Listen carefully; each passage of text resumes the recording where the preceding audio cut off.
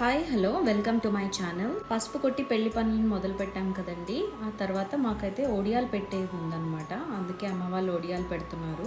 అక్కడ విఘ్నేశ్వరుని అది పెట్టి చిన్న బెల్లం ముక్క పెట్టి ఓడియాలు పెడుతున్నారు అనమాట. అండ్ దెన్ మాకు ఆ రోజే పందిరి గుంజకు కూడా టైం చెప్పారండి పంతులు గారు. అంటే పందిరి వేస్తారు కదా పెళ్లికి, వాటిలో ఒక కర్రని ఆల్రెడీ చెప్పిన టైంకి పాతాలన్నమాట. ఆ ప్రాసెస్ జరుగుతుంది ఇక్కడ. డాడీ అయితే గుంట తీస్తున్నారనమాట. తీసాక అమ్మ వాళ్ళు ఆవు పాలు అండ్ నవధాన్యాలు వేస్తారు ఆ గుంటలో. మనం ఏదైతే కర్రను పాద్దాం అనుకుంటున్నామో దానికి పసుపు రాసి బొట్లు అవి పెట్టి కడ్డీ ఎలిగించి దీపారాధన అది చేసి తాంబూలం కూడా పెట్టి దండం పెట్టుకుంటారండి. కర్రని గట్టిగా పాతుకోవాలి, బికాస్ తర్వాత పందిరేసేటప్పుడు అది ఉండాలి కదా. అందుకని డాడీ వాళ్ళు అయితే గట్టిగా సెట్ చేస్తున్నారు అనమాట ఆ కర్రని.